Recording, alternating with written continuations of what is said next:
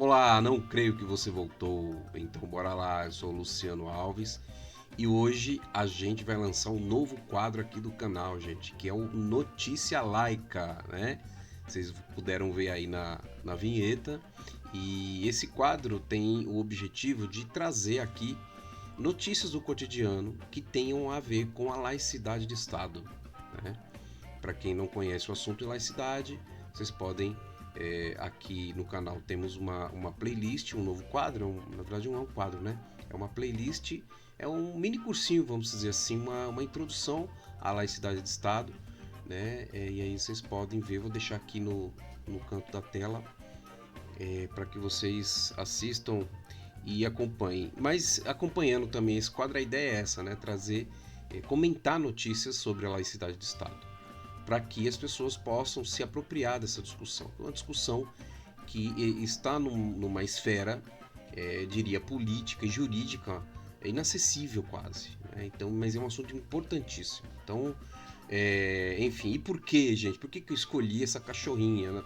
O nome dessa cachorrinha é Laica.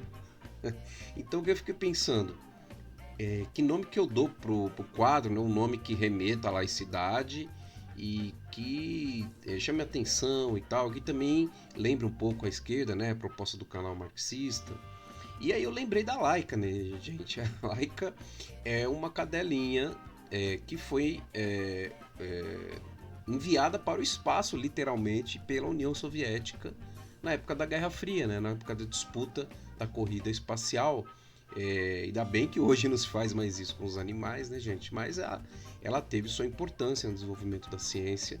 E por que não fazer uma homenagem a ela, não é? Com essa semântica do nome dela, com do Estado laico, né? Então é isso, gente. O quadro Notícia Laica vai trazer a nossa cachorrinha anunciando novas notícias sobre a laicidade no Brasil. Uma outra coisa que me fez lembrar também dela foi um meme, né? Que rodava muito no Facebook, num perfil chamado Artes da Depressão. Né? Então era um meme que rodou bastante, que mostrava a Frida Kahlo com uma cachorrinha na mão, sentada, olhando assim pro horizonte, né? E aí em cima dizia alguma coisa assim, a cachorrinha é laica, mas o Estado não. Então, com esse trocadilho irônico que a gente inaugura aqui o novo quadro no canal. E para começar, gente, inaugurar na verdade, né? Este novo quadro aqui do Notícia Laica, eu quero trazer uma notícia importante que rodou aí, está rodando aí nessa semana, a última semana principalmente. Nós estamos aqui no dia 25 de setembro de 2023, né? Que é o voto da ministra do STF, Rosa Weber, o voto favorável à descriminalização do aborto no Brasil.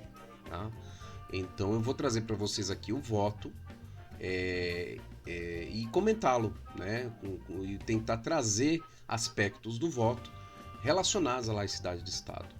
Né? Obviamente que eu não vou fazer uma análise jurídica, né, embora eu trabalhe na Defensoria Pública, mas eu não tenho formação em direito, eu não sou jurista, eu tenho noções, né, aplicadas à minha área do conhecimento, que é o serviço social, do campo sócio-jurídico. Mas eu penso que tenho condições de, ao menos, levantar alguns elementos aqui para a gente debater um pouquinho, tá? Vamos lá, então. Coloquei aqui, gente, na tela, tá? Esse é o voto da Rosa Weber. Então, o que aconteceu? Rosa Weber saiu hoje, inclusive, hoje começa a presidência do STF pelo ministro Barroso, né? E a Rosa, ela era relatora desta matéria, que é a matéria que discute, portanto, a abolição, né, da criminalização do aborto no Brasil. E ela organizou, né, a pauta, ela não conseguiu pautar isso durante o mandato dela, e como ela era relatora, ela pediu para ser pautado, e ela publicou o voto dela, que foi no plenário virtual do STF, né? E aí o próprio Barroso pediu aí vistas, né? Na verdade, suspensão, né? Então aí o debate será retomado provavelmente virtual, aliás, presencial aí, com a divulgação dos outros votos, dos votos dos outros ministros, certo? Então aí eu tô trazendo para vocês o voto da Rosa Weber. Então vamos lá, gente. Eu fiz alguns destaques. Vamos direto para os destaques, tá? É um voto, uma peça, né? Jurídica de 103 páginas, né? Então eu fiz alguns destaques apenas, porque senão não acaba nunca, né? Então vamos começar aqui, olha só. Até fiz um comentário aqui, ó. Ela vai fazer o destaque, né, a partir dessa fala aqui, que não cabe ao Estado, olha só o comentário que eu pus aqui, não cabe ao Estado o debate teológico, não cabe ao Estado favorecer a moral pessoal de alguém, né, independente de ser maioria, né, dessa opinião moral ser a opinião da maioria. O que ela está querendo dizer aqui? Então eu vou ler para vocês rapidinho, olha. No entanto, um olhar para os momentos normativos brasileiros nos permite verificar que a colocação da questão do aborto na arena social e política ocorreu a partir de duas abordagens principais. A colocação da questão do aborto na arena social e política se faz a partir de duas abordagens. A primeira referente à suposta moralidade pública derivada da ética religiosa. Olha como ela coloca, suposta, hein? Eu acho interessante sobre isso, essa abordagem. O aborto é contrário à moral majoritária da sociedade, negligenciando qualquer abordagem do problema desde o espaço da moralidade privada e sua relação com o caráter laico do Estado. A segunda, né, que é a segunda abordagem, que é feita na sociedade, diz com o delineamento do problema jurídico, que pressupõe um caráter absoluto do direito à vida desde a concepção. A partir dessas formas de quadramento do problema, dificultou e dificulta sobremaneira a conversação democrática, daí a sua faceta inacabada quando não adiada. Então ela está trazendo que o conflito dessas duas opiniões na sociedade dificulta o debate, né? Então não é à toa que está aí na pauta desde 2017 e nunca foi conseguido, nunca foi pautado no Congresso isso, diante do histórico aí conservador do Congresso nos últimos anos, né? Continuando aqui, nenhuma dessas abordagens será objeto de análise, então ela não vai analisar essas abordagens, ela não vai fazer esse debate teológico, certo? Não vai fazer o debate moral, da religiosidade moral da população brasileira. Tá? A primeira, né? Ela está dizendo, não, nenhuma dessas abordagens será objeto de análise. A primeira, porque ela explica, não traduz os fatores necessários de uma controvérsia de perfil jurídico. Então não adianta debater a moralidade que não vai alcançar o objetivo jurídico que está em tela, né? Que são os direitos das mulheres, né?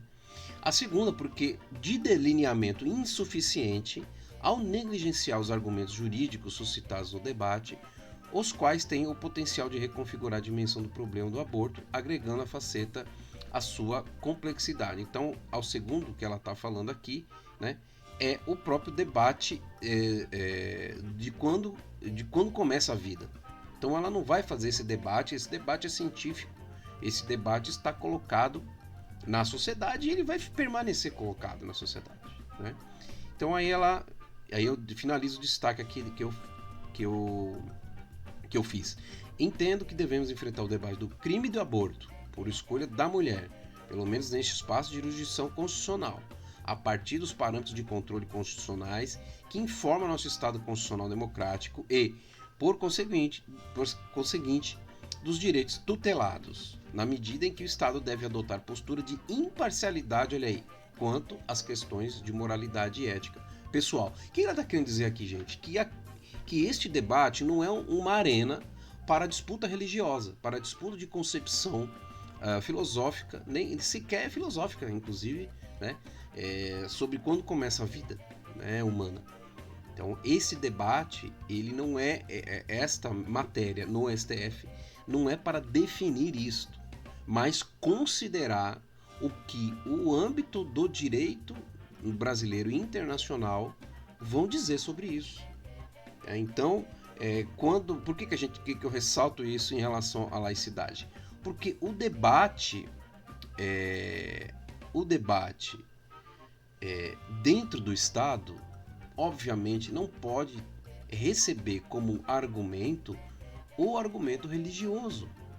Não é à toa, né, que os religiosos de plantão, né, na verdade os reacionários de plantão religiosos, né, não todos os religiosos fazem isso, inclusive temos aí o Católicas pelo Direito de Decidir, a Frente Democrática Evangélica e a Frente Macota Valdina, né, das religiões de matriz africana, né? Então não são todos os religiosos, né? É importante dizer isso. Os religiosos reacionários, né, eles se organizam em instituições jurídicas para poder fazer esse debate no STF. E aí eles querem forçar a barra nesse sentido. Então ela já está colocando que no voto dela não tem abertura para isso, né? E no meu entender ela está correta, né? Que não dá para favorecer a posição pessoal dentro do debate de natureza social, né? Então, um outro ponto aqui que eu destaquei, vamos lá rapidinho.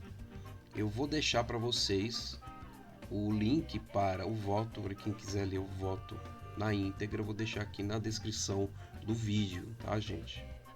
Olha aqui, sobre o direito à vida, né? O debate do direito à vida. Então, aqui, ó.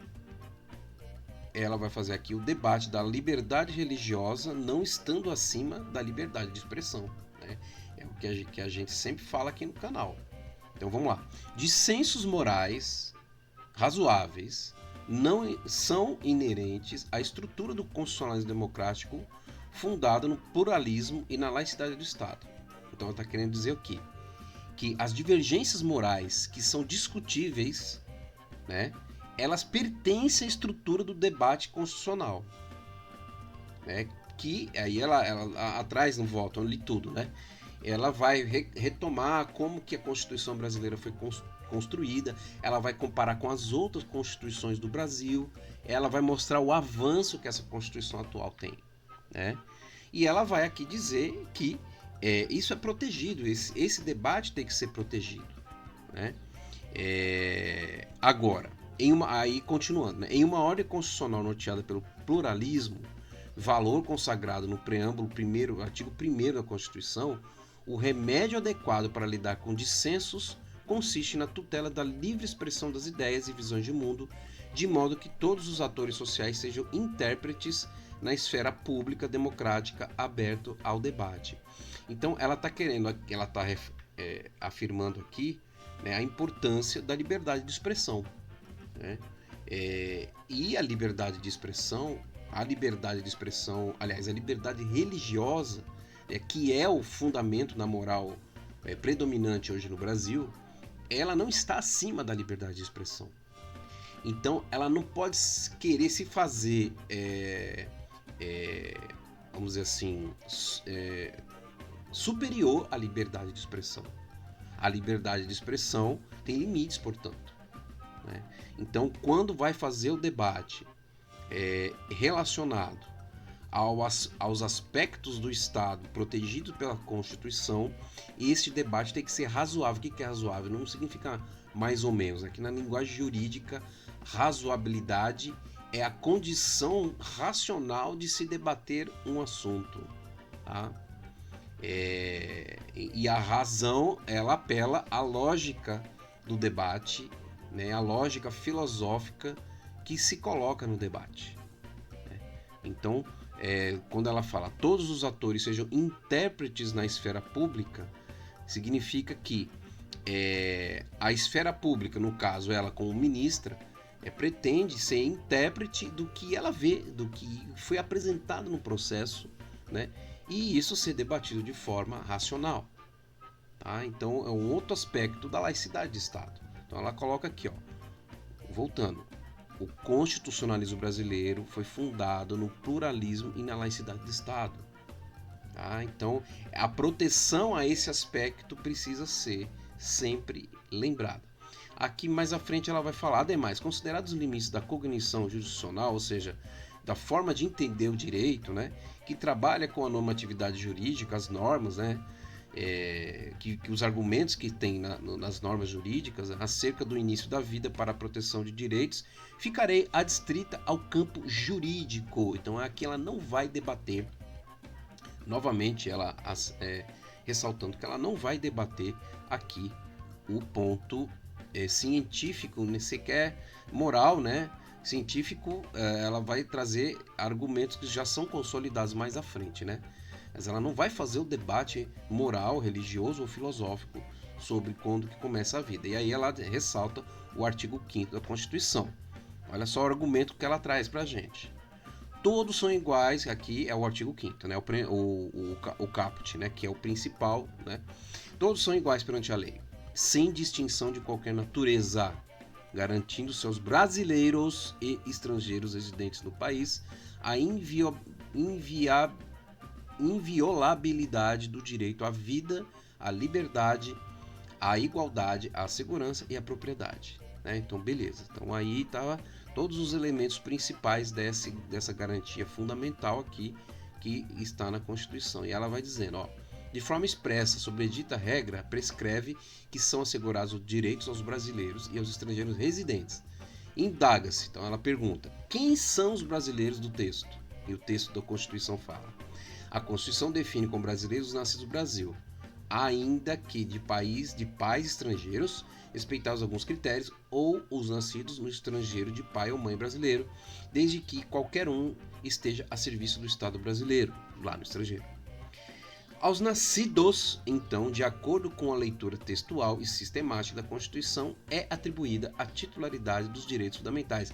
Veja só essa análise que eu considero uma análise, né, até pus aqui, um caráter materialista nessa análise, né, caráter materialista do direito em um Estado laico. O que ela está dizendo aqui? A Constituição não diz quando que começa a vida. A Constituição diz que quem tem direito à vida é quem nasce no Brasil.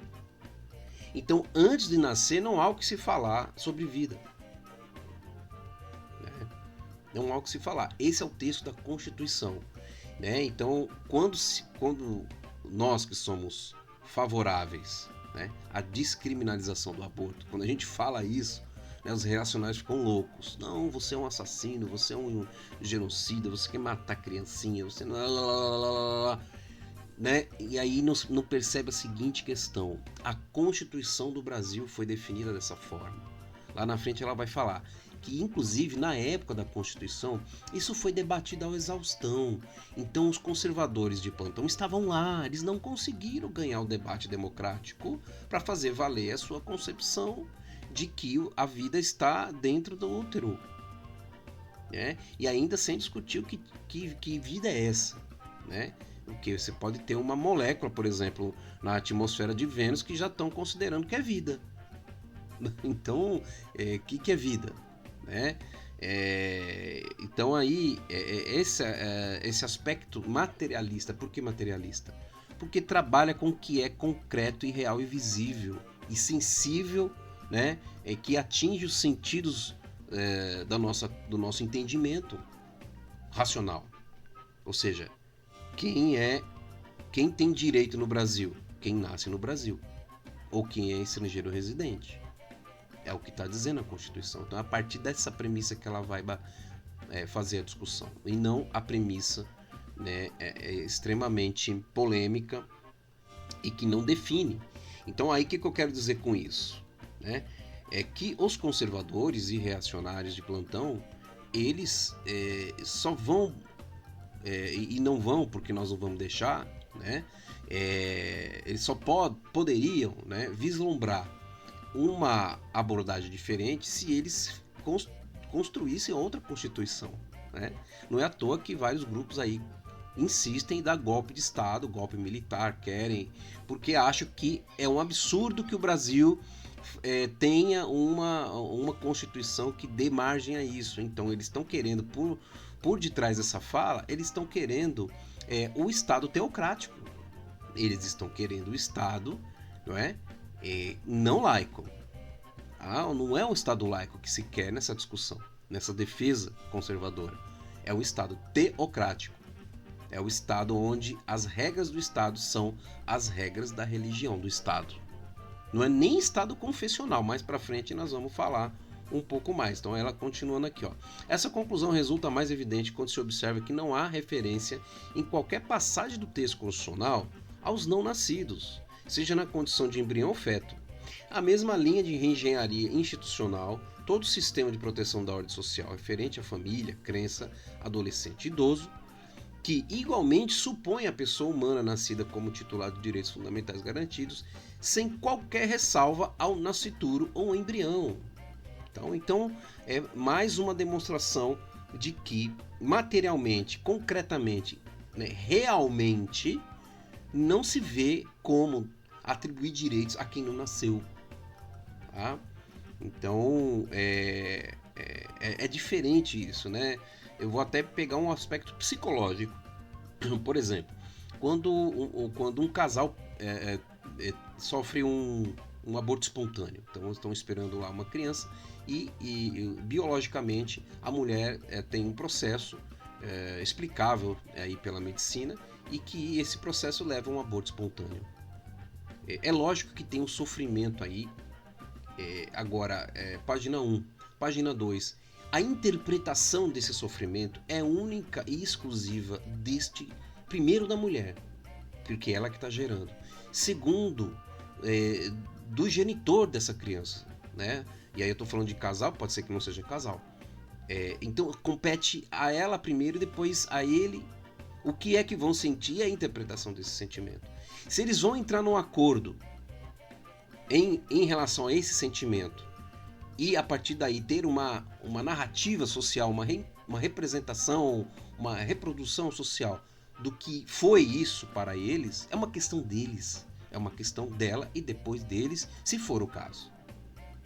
Né? Então o Estado não pode, nesse sentido, se limitar a uma moralidade. Então, a interpretação é dada pela religião X, né? É um Estado laico, né? Na verdade, que eu estou dizendo. Agora, um Estado teocrático faz isso sim, né? A Arábia Saudita faz isso, o Irã faz isso, não é? O Vaticano faz isso. O Vaticano tem algumas diferenças, porque é um Estado mais administrativo, né? Eu sempre digo que o Vaticano é enfim, é um modelo bizarro de Estado, mas é mesmo. Mas, enfim, a diferença se dá quando o Estado é teocrático. E um Estado teocrático é um Estado de atraso, é um Estado medieval. Então, no fundo, as defesas dessas pessoas são defesas medievais. Né? E quem quer de volta o regime medieval? A maioria não quer. A mesma maioria que é contra o aborto, moralmente falando, essa maioria não quer de volta o regime medieval, o regime teocrático, onde a religião determina tudo, né, na vida social.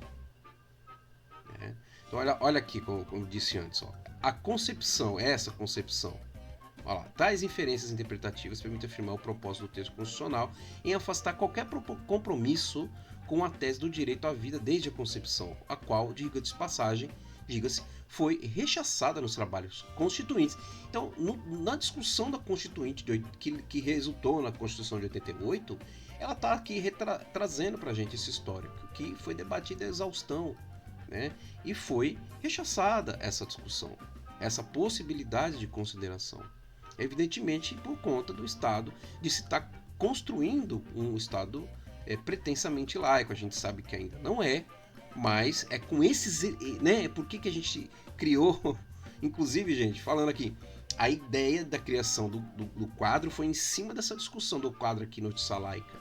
Né? Eu pensei assim, bom, eu vou tentar criar um quadro para comentar, né, esses assuntos que passam às vezes no dia a dia, a gente não percebe, né?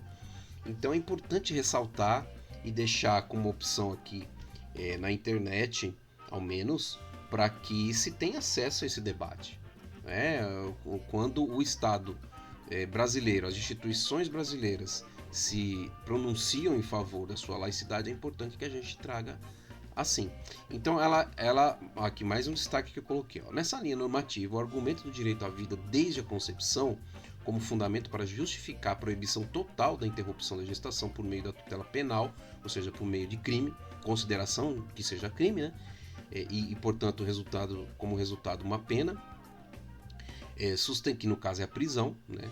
Sustentado nas manifestações trazidas pelo Senado, pelo Presidente da República, pela própria Advocacia Geral da União, por amici curiae. Amici curiae são os amigos da corte, né? É quando uma instituição entra no debate do STF, isso é uma permissão que existe, para poder fazer defesa contra ou a favor da matéria que está lá. E expositores na audiência pública, houve uma audiência pública sobre esse assunto no STF antes da matéria seguir a tramitação. Não encontra suporte jurídico no desenho constitucional brasileiro. Então ela está dizendo aqui que durante esse percurso, desde 2017 até agora, já foram 2 presidentes da República, né? 3 na verdade.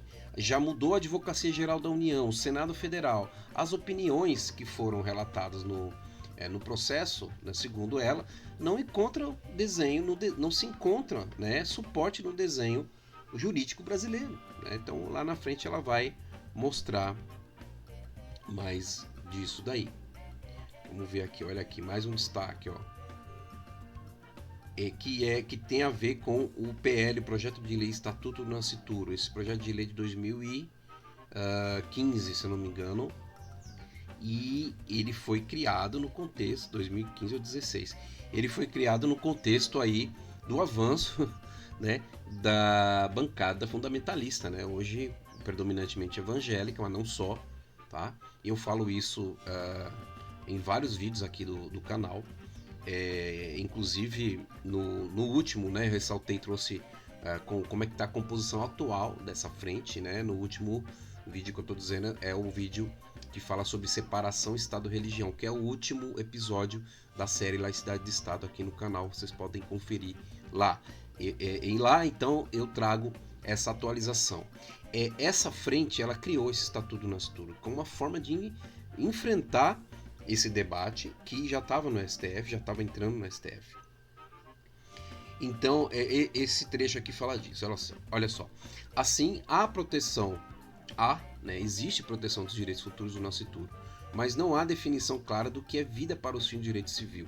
Aqui ela está querendo dizer o seguinte, aqui atrás, ela traz algumas leis que existem no Brasil, né, que dizem que, por exemplo, você pode fazer uma doação ao nascituro. Por exemplo, eu tô esperando um filho, né, um novo filho. Aí eu quero doar para ele, sei lá, o meu carro. Eu posso ir no cartório e falar: este carro está no nome do meu nascituro. Né? Pode fazer isso? Pode. Legitimidade, isso tem. Mas não significa que eu estou dando vida a esse sujeito. Isso foi uma medida jurídica que foi criada ao longo do tempo para dar condições a problemas jurídicos de ordem civil, de ordem em relação à herança, em relação a várias coisas, né? Então ela faz essa citação aqui. Então ela vai continuar. Essa ideia de vida a ser protegida fica condicionada a critérios não delimitados pelo Código Civil. Ou seja, ele faz a doação, ninguém vai poder contestar essa doação antes dessa criança nascer. Entendeu? Se eu faço a doação, ninguém vai poder contestar. Não, você está doando o carro para a criança que você não conhece, então não, você tem que dar o carro para sua mãe. Não tem como fazer essa discussão porque a criança não nasceu. Né? Então, o portador do futuro direito ainda não nasceu. É isso. O que se pode dizer é que há um interesse jurídico na preservação da possibilidade do nascimento com vida. Nascimento com vida. E que não há transmissão de bens pelo nascituro nos casos de não nascimento ou de natimorto, ou seja, quando na hora do nascimento a criança é dada como morta. Né? Então, ela traz inclusive isso. Então, por que o Estatuto do Nascituro foi criado? Para combater isso aqui. A proposta eu não sei como é que está a tramitação, inclusive eu vou até verificar lá para quando tiver novidade eu trazer aqui nesse Notícia Laica. A proposta do PL do Estatuto do Nascituro foi chamada inclusive, né, por nós que criticamos, né, como bolsa estupro, porque na verdade na medida que os conservadores, né, e reacionários foram perseguir essa questão para fazer valer a sua moralidade religiosa, né, eles criaram um monstrengo que dá conta do seguinte sentido: dizer que o nascituro tem vida desde a concepção, sem fundamento científico nenhum, tá? Contra a maioria das decisões, inclusive lá a Rosa Weber vai trazer vários países que fizeram esse debate, enfim. E vai dizer que no caso de estupro, é obrigatório que a criança leve o nome do estuprador como pai. E além disso, o Estado tem que pagar um valor para a gestante, né, poder criar esse filho. Olha só, é uma bolsa estupro. Então, veja só até onde alcança a mentalidade dessas pessoas. Né? E é uma mentalidade que tem a ver com a necessidade histórica de se controlar o corpo da mulher. Né? Então, na verdade, o debate aqui não é nem, né, eu diria, sobre o nascituro. O debate é sobre a mulher. Porque quando vai, né, sabemos, quando vai fazer a discussão da vida, quando a gente aprofunda os argumentos em relação à discussão da vida, quando chega no tema pena de morte, por exemplo, aí a história muda, né? A história muda. Né? Esses dias eu vi uma divulgação de uma pessoa reacionária, de extrema direita, dizer assim: se for aprovado, se o aborto não é mais crime, então que se possa matar um vagabundo. Olha só, ao nível, hein, gente? É perigoso até. Quem é vagabundo? Podia ser um sujeito que ganha dinheiro aí vendendo joia e pedindo pix, né? Não é? Sei lá. Mas enfim. Né? Então, olha só. Né? Será que ele merecia a pena de morte? Então eu pergunto para essas pessoas que defendem isso. Então o debate não é em relação ao nascituro. Né? O debate... O nascituro, na verdade, entra como um espantalho, né? Vamos dizer assim, filosoficamente falando, e politicamente também, um espantalho para se bater, para se colocar né? No centro do debate, quando na verdade o interesse mesmo é ter o controle do corpo da mulher. Não só do corpo, mas do seu cotidiano, da sua vida, como todo, como sempre foi, né? Na época de um Estado teocrático. Outro destaque aqui, ó. Vou ler primeiro, porque aí faço o comentário depois. Dar ao direito à vida interpretação no sentido de conferir-lhe proteção absoluta desde o momento da concepção implicaria reconhecer a proibição de qualquer hipótese de interrupção da gestação. Em caso de aborto, por exemplo, a despeito da finalidade ou da necessidade de tutela de outro direito ou bem jurídico, assim como a previsão constitucional originária da pena de morte, olha aqui, em caso de guerra, nos termos do artigo 84 da Constituição, lá atrás aqui.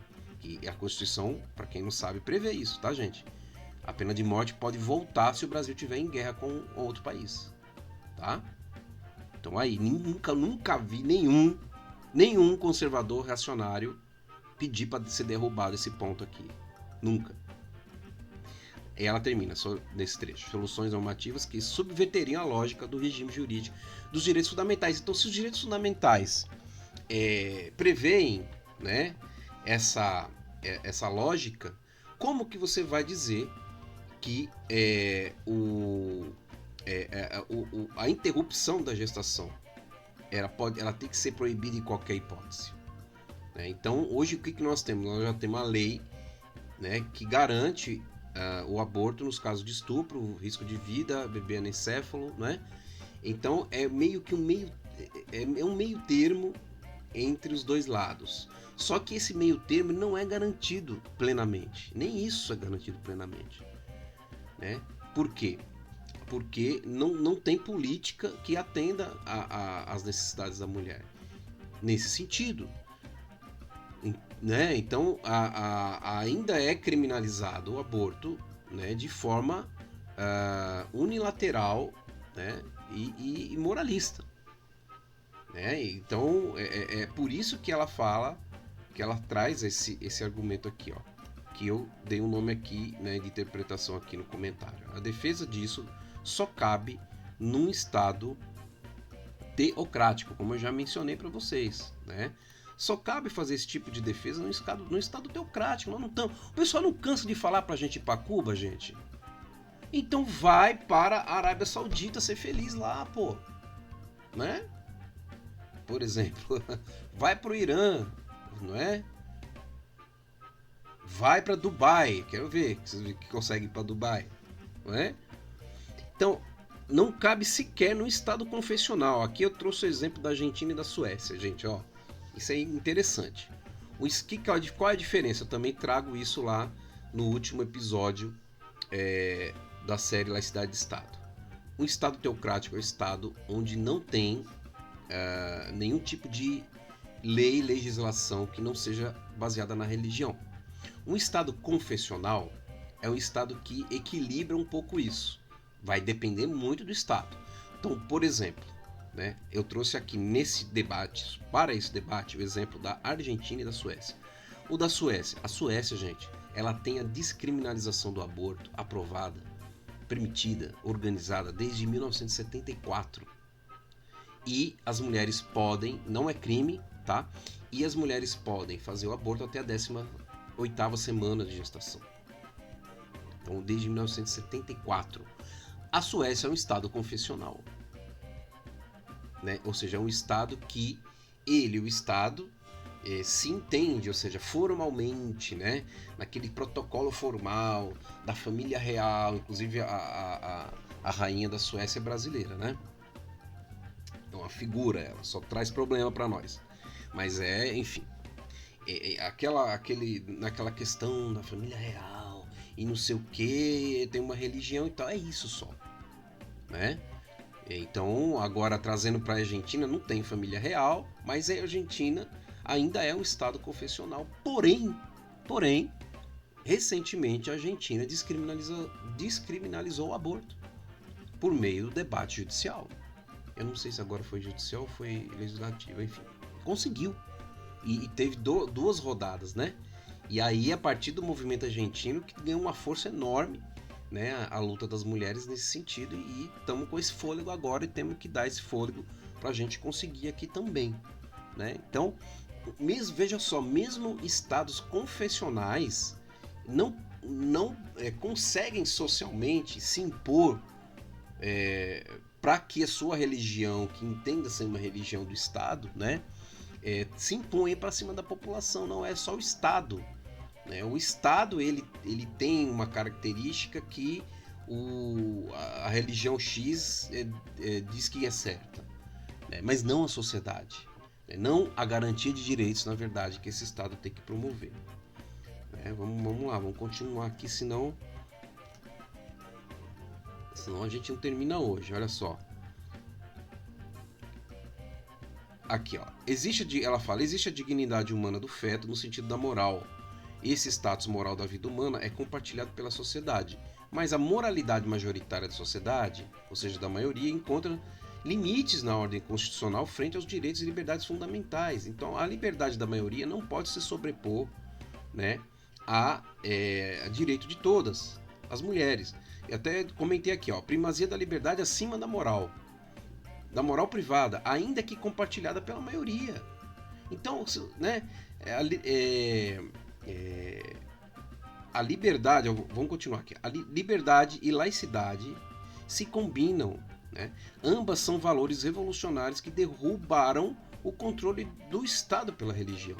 Então nós estamos num Estado que já se entende que o controle religioso desse Estado já passou, né? Já passou. Então, não que eu, por exemplo, eu acho que dá para ter um Estado até melhor que esse, que é o Estado socialista. Mas essa luta nós fazemos no âmbito da luta política do cotidiano. Mas não retroceder por causa da vontade da maioria, da vontade moral e privada da maioria, né? Inclusive, essa maioria é que aborta, gente. As mulheres que têm necessidade de abortar, elas são religiosas, né? Vou mostrar mais pra frente pra vocês. Vamos lá. Vamos lá. Aqui, ó. Aqui vai falar dos direitos das mulheres. Aí já tá indo bastante, avançando aqui bastante. Opa. Aqui, ó, autonomia da mulher, né? A discussão da autonomia. A autonomia associada à própria liberdade é, pois, a aptidão para tomar decisões, escolher os caminhos e direções da própria vida, adotar concepções ideológicas, filosóficas ou religiosas. Como eu disse, né? As mulheres que abortam hoje, a maioria é religiosa, né? Que declaram que tem religião, que seguem uma religião. Em outras palavras, definir sobre os mais diversos ângulos, as características básicas individuais de cada um, bem como o itinerário a seguir, ou seja, o caminho que quer seguir, a direção que quer seguir. Segundo, a consciência peculiar e única em busca do que se considera viver bem, sem a possibilidade de interferências indevidas por parte de terceiros, seja de particulares ou seja do Estado. Então, o Estado tem que garantir direito à saúde. Se a mulher não quer abortar e ela tendo essa informação, inclusive, né? Ela pode ter questões de saúde em algumas situações, ela tomou essa decisão. Mas o serviço está à disposição dela. E se ela for acessar, ela não pode ter medo de acessar. Ela pode não acessar por não acreditar nisso. Ela tem direito a isso. É isso que a ministra está falando. Ela pode não ir abortar. Ela pode ter problemas por não abortar. Em algumas situações ela pode ter. Mas ela escolheu não ir, então é uma escolha que ela fez. Ou até mesmo não ter filhos, ou até mesmo encaminhar a questão do aborto em relação a isso. Né? Até aqui. Assim, para a análise do problema constitucional em deliberação, não há o que se falar em antagonismo de valores constitucionais, mas em relação necessária e consequente em que a mulher titular de direitos, com oponibilidade de tutela em face do Estado, nas decisões que conformam sua dignidade, sua autodeterminação e como ser e estar no mundo, deve usufruir de proteção adequada no campo da saúde reprodutiva como medida de tutela do nascituro. Então aí sim faz sentido falar do nascituro, porque se a mulher que quer ter o filho, ela tem que ter proteção também para isso. Né? A proteção não pode se distinguir se ela decide ou não ter o filho. A questão de saúde, ela não tem nome calcado na exigência religiosa de quem quer que seja, né? Então eu coloquei aqui, ó, liberdade diretamente oposta ao livre-arbítrio. Então é a defesa da liberdade contra o livre-arbítrio. Liberdade supõe garantia da decisão livre. Aliás, liberdade supõe garantia da decisão, ou seja, ela toma essa decisão e essa decisão, a garantia em cima dessa decisão vai ser prevista. O livre-arbítrio supõe o peso do julgamento moral. Né? Então, aí é mais um ponto que os conservadores usam, né? De que o Estado quer induzir ao livre-arbítrio das mulheres. Né? Não, o contrário. O livre-arbítrio é um pressuposto religioso, é uma interpretação religiosa que não chega nem à unha das possibilidades filosóficas e políticas e de direito que a liberdade consignada, né, ainda bem até agora na Constituição ao menos, prevê. A liberdade ela tem que ter proteção do Estado e não punição do Estado. Porque a punição pela uma decisão tomada pela mulher, ela pode ser de ordem moral? Pode, mas no âmbito da religião. A mulher escolheu aquela religião para seguir. Ela pode, inclusive, lá na frente não seguir mais. Mas ela escolheu. Então, moralmente, a mulher que aborta e que, de repente, não consegue guardar segredo sobre isso, porque e guardar o segredo tem a ver com essa punição, né? Com o ato de evitar que essa punição moral aconteça, e que não é só dentro do templo religioso que vai acontecer, é no dia a dia dela, dentro da família, é no dia a dia da vizinhança, no trabalho, em todo lugar. Né? Então o peso do julgamento moral ele é exclusivo das religiões. E ponto final. E é, portanto, uma decisão privada. Se a religião quiser expulsar aquela mulher, expulse ela. Ué. E aí é uma lida, certo? É uma lida de permanência ou de desistência que as pessoas possam querer encarar em algum momento da sua vida, né? Então, seguindo aqui, ó, agora sobre os direitos sexuais e reprodutivos. E aí vai para o fim já do voto da Rosa Weber. Olha aqui. E aí ela é a discussão dos países, né? Destaquei aqui que países que descriminalizaram o aborto tiveram importante redução no número de mortes de mulheres.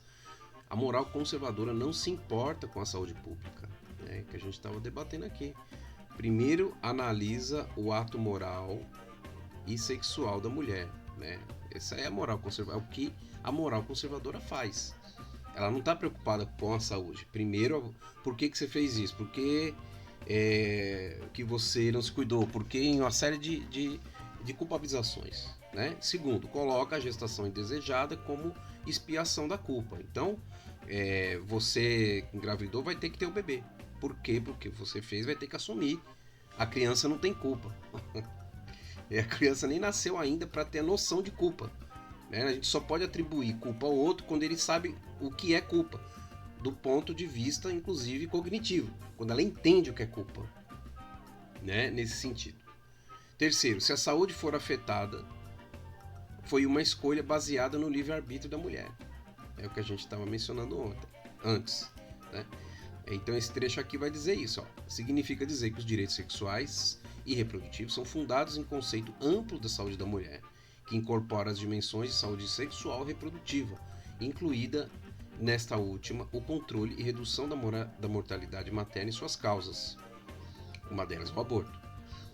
Variável indispensável para se compreender a qualidade de vida e o acesso à saúde pública. Como esclarecido pelo Ministério da Saúde, na pessoa da doutora Maria de Fátima Marinho de Souza, ela traz aqui, né, quando foi na oportunidade da audiência pública, a mortalidade materna é indicador responsável por demonstrar a medição da suficiência das políticas públicas em matéria de direitos sexuais e reprodutivos. Então, é esse o parâmetro que o Estado e a sociedade têm que seguir se quiser compreender, né, como um Estado democrático e protetores de direitos. Tem que se basear nos dados públicos, científicos e públicos em relação à saúde e não à moralidade da mulher, né? Não é fazer um levantamento estatístico de quais mulheres são mais ou menos honestas do que outras, né? Ainda dos direitos sexuais e reprodutivos, né? Vamos ver aqui o que a gente tem.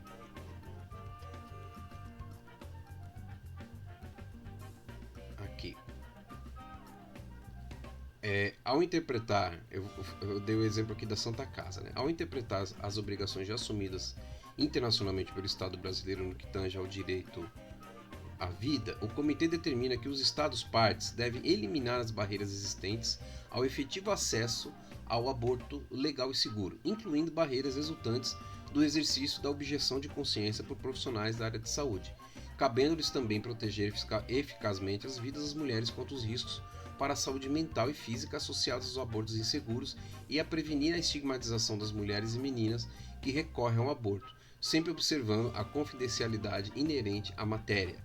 Então eu aqui trouxe o comentário sobre o exemplo das Santas Casas, né? Depois vou falar sobre essa questão da objeção de consciência dos profissionais. Por que o exemplo das Santas Casas aqui, gente? A Santa Casa, ela não, em geral, né? Ela não pratica nenhum tipo de intervenção médica que tenha a ver com o risco de vida, né? A partir de uma suposição de aborto por parte da mulher. Então, eu não estou nem falando de aborto. Então, o que acontece quando uma mulher chega numa Santa Casa com uma questão ginecológica ou obstétrica e que o médico interpreta que aquilo foi uma tentativa de aborto, e ainda que seja, ela é quando não é mal atendida, ela não é atendida, né? E se tem um aborto indicado, mesmo autorizado pela justiça, a Santa Casa faz todo um esforço para não realizar o procedimento. Eu nem estou falando de laqueadura, hein, gente? Que a Santa Casa não faz laqueadura, né?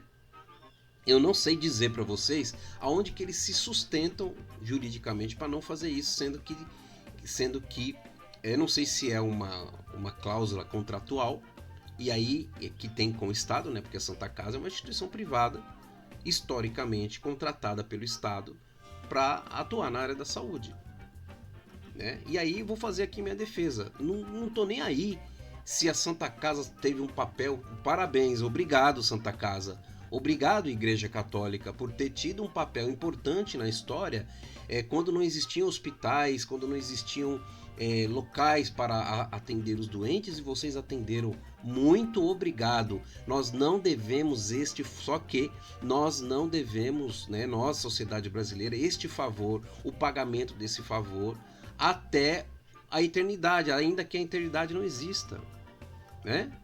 Nós não. E aí a minha defesa é encerramento, né, e dos contratos com as Santas Casas e estatização de todas elas, né? Então cada cidade, Luciano, tem cidadezinha que só tem a Santa Casa. Ué, estatiza, faz um programa de estatização, né? Não é amanhã vai estatizar, né? Tem que pensar processualmente. Faz um programa de estatização e todos com um planejamento onde lá no final o objetivo é que todos os municípios brasileiros tenham o atendimento de saúde a partir do SUS de forma estatal e sem qualquer intervenção privada. Porque aqui nós estamos falando de intervenção privada, tá? E aí a Rosa Weber traz esse exemplo dos compromissos internacionais que o Brasil assumiu em relação, não a Santa Casa em si, eu estou trazendo como exemplo, mas quando ela fala, né, que os estados devem eliminar barreiras existentes ao efetivo acesso ao aborto legal, a existência de contrato com a Santa Casa é uma barreira, certo? Uma outra barreira é a questão da objeção de consciência. O que é isso, gente? Na Constituição, inclusive, é um direito que a gente tem que defender, que é o da liberdade de consciência, que inclusive a Rosa Weber não falou dessa forma, mas ela está querendo dizer isso, que faz parte das liberdades individuais e fundamentais. A liberdade de consciência é aquela em que a gente tem que ter o direito de escolher que rumo que a gente quer dar para a nossa vida. E quando a gente toma esse rumo em função do que a gente acha que é certo, né, a Constituição diz que a gente pode objetar, a gente pode falar, olha, não vou fazer isso porque a minha consciência não permite. Página 1. Pode-se fazer isso? Um médico, por exemplo, pode fazer isso? Pode. Página 2. Depende. E aí é que entra o depende, né? Porque a Constituição fala, isso não pode ser feito quando é uma regra atribuída a todos, né? Ou ao coletivo geral ali envolvido. Então, quando um médico é contratado por um hospital de Santa Casa, ele fica mais tranquilo para fazer objeção de consciência, entendeu? Ele pode falar, olha, não vou atender essa mulher porque eu sou cristão e ela quer abortar. Não vou fazer o aborto. Inclusive o Conselho, né, de Medicina, né, o Conselho Federal prevê que isso é uma possibilidade. Porém, ela não é absoluta. Né? Então, por isso que eu falo. Então, por exemplo, estatizando a Santa Casa, um médico que queira atender nesse sentido, trabalhar com obstetrícia num hospital que antes, agora não é mais Santa Casa, né? Supondo, aqui eu estou fazendo uma suposição, ele já sabe aonde ele está. E isso não é só para médico, é para qualquer profissional, gente, incluindo assistente social. Né? Lembrando aí que foi aprovado no Conselho, aliás, no Encontro Nacional do Conjunto Cefes-Cres, né, a regulamentação disso, não disso propriamente. Eu acho que isso, obviamente, vai estar no âmbito todo, no bojo todo aí.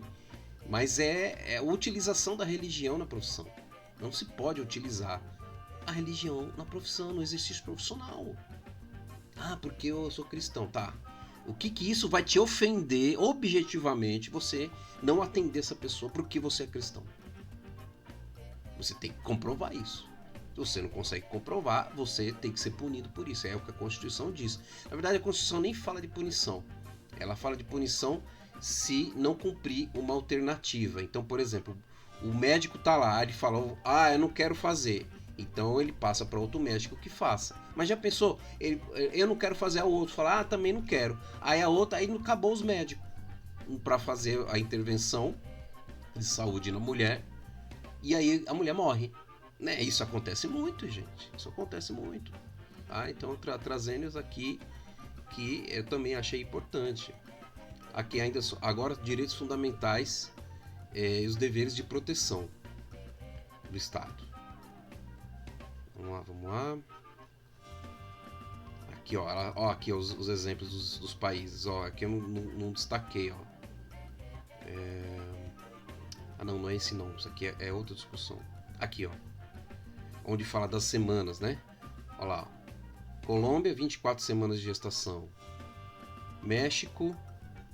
Enfim, aqui eu não destaquei, gente. Aqui eu li ontem. E agora eu tô passando aqui e tô lembrando. Mas vamos lá, senão não vai acabar nunca esse vídeo. Aqui.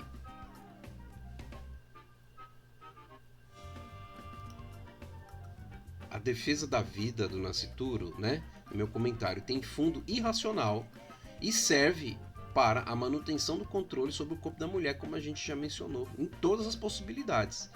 Como se a punição fosse servir de lição para as demais mulheres. De modo que os dados mostram que quem mais aborta são mulheres que declaram fé religiosa. Vou mostrar aqui o material. Antes vou destacar aqui o que a Rosa Weber colocou, né? A tutela a tutela, né? A punição, no caso, não obstante a dignidade punitiva que tenta emprestar a proteção do valor intrínseco à vida humana como passo a examinar, revela-se irracional sob a ótica da política criminal ineficaz do ponto de vista da prática social e inconstitucional da perspectiva jurídica. Ela está dizendo, independente se a vida começa ou não, o ato de criminalizar o aborto, ele não é eficaz para enfrentar o problema do aborto. Não é prendendo as mulheres que vai ter menos aborto, pelo contrário, né? Como eu disse antes, vou mostrar aqui o material da cartilha, que é a cartilha que foi publicada aqui. Ixi, agora eu fui tão rápido aqui que ele nem... Aqui, pela vida das mulheres, legalização do aborto, pela CSP com lutas, tá? Que é a Central Sindical e Popular, né? Então vou mostrar aqui o gráfico para vocês, gente, vários gráficos, Vou deixar também o link deste material para vocês, vários gráficos interessantes, mapas. Olha aí, 56 milhões de abortos ao ano.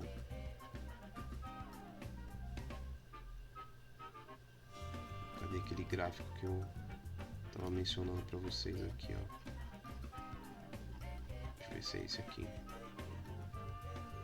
Aqui é contracepção versus aborto.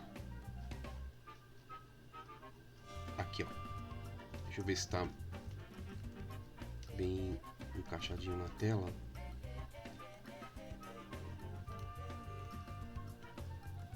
Não tá. Então eu vou arrumar aqui para vocês, Olha só. Perfil religioso das mulheres que abortam. Certo? Olha aí. 56% católicas, 25% protestantes, outras religiões 7%, sem religião 12%. É mais ou menos o perfil religioso do brasileiro, ou seja, quem aborta é a mulher comum brasileira, gente. Não tem nenhuma diferença de nenhum perfil, de nenhum segmento específico de mulheres. Então, como eu falei antes, vai fazer estatística de qual é a mulher mais honesta? É a que mora em São Paulo ou a que mora no Nordeste? Né? Isso não existe, é ridículo. É ridículo fazer esse tipo de defesa, é vergonhoso. Né? Vou deixar então o link, como falei, desse material. Né? Então, voltando aqui no Voltando aqui no voto da Rosa, gente. Deixa eu encaixar direitinho aqui. Continuando. Né? Agora, sobre a tutela penal como resposta do Estado. Né? Ou seja, o Estado resolve punir, resolve prender a mulher, né? Que pratica aborto. Ela faz essa discussão aqui, ó. Aqui, ó. Com efeito, a criminalização do ato não se mostra como política estatal adequada para dirimir os problemas que envolvem o aborto, como apontam as estatísticas e corroboram os aportes informacionais produzidos na audiência pública. Então tem vários dados aqui, gente, muito interessantes, tá? Bem fundamentados aqui, que depois vocês podem ver na íntegra. Outro destaque. A criminalização do aborto responde ao dever de tutela da vida humana? Justifica-se frente à restrição dos direitos fundamentais das mulheres? Então ela joga como pergunta, né? Diante de tudo isso, ainda dá para fazer esse tipo de pergunta? Ela quer dizer isso, né? Aqui o destaque, ó, que tem a ver com esse material que eu tô sugerindo para vocês lerem também, aquela cartilha. Que é a premissa, né? Educação sexual para prevenir a gestação, aborto seguro para não morrer. Então, a cobertura ela tem que ser ampla. A gente não está se pensando aqui em criar grandes hospitais abortivos. Aí vai ter um genocídio, como o Nicolas Ferreira falou, né, o deputado federal. Vai ter um genocídio no Brasil. As criancinhas todas vão ser assassinadas. Não é isso, gente. Está falando aqui de política pública de forma ampla e de acesso irrestrito, de acesso de qualidade. Para ter isso, precisa descriminalizar, porque senão a clandestinidade para atender o apelo para quem paga vai continuar, né?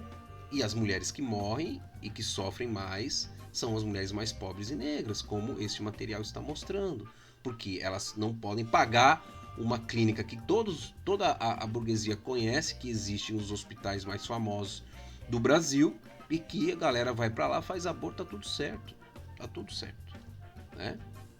Então vamos lá. No lugar da intervenção extrema do Estado, caracterizada pela coercitividade, né, que é a prisão, revela-se proporcional à adequada adoção de políticas e estimula a responsabilidade feminina e masculina, de perfil preventivo no acesso à educação sexual e aos meios de promoção da liberdade reprodutiva consciente, de orientação comprometida com a redução dos fatores de risco da gravidez indesejada, com o cuidado no planejamento familiar, e com a tutela prestacional, a remoção de obstáculos materiais impeditivos à continuidade da maternidade, caso seja a decisão da mulher. Neste cenário, a maternidade não figura como ato derivado da coerção, mas como decisão autônoma da mulher, em conformidade com o projeto de vida por ela delineado. Então é completamente ao contrário daquele projeto de lei do Estatuto do Nascituro que eu mencionei, que obriga a mulher a ser mãe, né? Nós homens, né, eu vou falar dentro do privilégio que eu ainda tenho, né, como homem cis. Nós homens podemos fazer essa escolha e ninguém reclama, gente. Ninguém aponta pra gente e fala, você não devia fazer isso. E nem cita argumento religioso, tão entranhado que isso está na cultura brasileira, né? Eu posso escolher ser pai e deixar de escolher, que ninguém vai criticar, gente. Ninguém vai criticar. Ninguém. Entendeu? Eu posso fazer vasectomia, depois fazer a reversão da vasectomia, que ninguém vai falar nada. Ninguém vai falar nada. Com as mulheres é diferente. E aí, ó, indo pro final, eu acho aqui, ó, que já é a conclusão do voto dela. Desse modo, entendo que a criminalização da conduta de interromper voluntariamente a gestação sem restrição não passa no teste da sub-regra da necessidade por atingir de forma o núcleo dos direitos das mulheres à liberdade, à autodeterminação, à intimidade, à liberdade reprodutiva e à sua dignidade. Ademais, configura-se incoerente da perspectiva normativa com o modelo constitucional que adotou a proteção gradual ao direito à vida, como explicitado na premissa desse voto. Nesse sentido, mostra desnecessária a atuação do legislador, ela está falando aqui do Congresso, que, a despeito das medidas normativas mais efetivas e compatíveis com a proteção dos direitos fundamentais das mulheres e da vida potencial do feto, adota desenho institucional desproporcional à gramática dos direitos fundamentais, pilares do Estado Constitucional, sem que a finalidade da tutela da vida e potencial seja assegurada. O que ela está querendo dizer aqui? Que essa decisão, né, ela não tem nada a ver com a decisão do Congresso, e é desnecessário que o Congresso se pronuncie sobre isso, porque o Estado brasileiro já está organizado para proteger isso e não protege. Então o que está se discutindo aqui é retirar o crime do aborto para que essa proteção seja efetivamente garantida, né? Então vamos torcer para que isso passe no STF, ou seja, votos como esse, a maioria, né? Torcer que a maioria dos ministros e ministras votem com a relatora, ou seja, concordando com ela, ou minimamente concordando com ela para abolir a criminalização do aborto, vai impedir que o Congresso se arvore a querer definir, né, a vida das mulheres com base na moralidade pública, né? Então, isso é extremamente importante. Nesse quadro do impacto desproporcional da criminalização, ponto que foi objeto de exaustiva deliberação na audiência pública, fica evidente seu caráter punitivo social, vale dizer, sua natureza de imposição de castigo às mulheres notadamente mais vulneráveis, é claro. É um castigo, gente, a punição social, a prisão, né? Ela já passa por um castigo, entre aspas, né, da crítica moral que ela vai receber, mas ela resolveu bancar isso. Isso é até onde ela pode dar conta, ela deveria dar conta, na verdade. E não ser presa por isso, né? Está em jogo a saúde dela. E não um debate filosófico. O debate filosófico fica para quem tem condições de saúde, certo? De ter a oportunidade de fazer o debate filosófico. Seja para concordar ou para discordar. E aí, finalizando, ó, a criminalização perpetua o quadro de discriminação com base no gênero, porque ninguém supõe ainda que, ultimamente, que o homem, de alguma forma, seja reprovado pela sua conduta de liberdade sexual, foi o que eu falei. Afinal, a questão reprodutiva não lhe pertence de forma direta. Tanto que pouco ou nada se fala da responsabilidade masculina na abordagem do tema, né? E mesmo nas situações de aborto legal, as mulheres sofrem discriminações e juízos de reprovação moral tanto no corpo social quanto sanitário e de sua comunidade. Já foi o que eu citei antes. O impacto desproporcional, em verdade, incrementa o estigma social sobre a mulher que não escolhe pela maternidade como projeto de vida digna, na medida em que a tutela penal vincula a imposição de conduta à condição biológica da mulher, ou seja, a atitude do Estado de criminalizar o aborto, né, obriga ela, estando grávida, a ser mãe. E ninguém é obrigado se o homem não é obrigado a ser pai e ninguém critica ele por isso, por que vai fazer isso com a mulher? Né? Enfim, é uma reflexão que hoje está muito básica de se fazer, gente. Está muito nítido. Não é possível que a gente tenha que continuar, não é, admitindo isso. Não é? É muito complicado, é muito hipócrita. E aí, por fim, acabou. Né? Ante as razões dispostas, julgo procedente em parte o pedido para declarar a não recepção parcial dos artigos 1 e 2 do Código Penal, que é, na verdade, a criminalização. Em ordem a excluir do seu âmbito de incidência a interrupção da gestação realizada nas primeiras 12 semanas. Então aqui ela está dizendo que a lei deve continuar garantindo até as 12 semanas, e ela fundamenta isso lá em cima, né? E que essa atitude, né, esse ato do aborto realizado não seja criminalizado, certo, gente? Então é isso, a gente conclui aqui esse primeiro episódio do quadro Notícia Laica. Então, espero que vocês tenham aproveitado a discussão, comentem aí, a gente pode seguir conversando nos comentários, e até o próximo episódio aqui do Notícia Laica e outros episódios do canal. Gente, valeu, um abraço e vamos torcer para que o assunto volte o mais rapidamente possível aí no STF, e o convite a todos e todas a se juntar nas lutas nesse sentido. A cartilha que eu vou deixar aqui dá dicas para isso. A CSP com Lutas é um ótimo canal para que quem queira, né, se juntar nas ruas por essa luta, possa fazer de forma segura e de forma coerente. Tá bom, gente? Valeu, até o próximo episódio.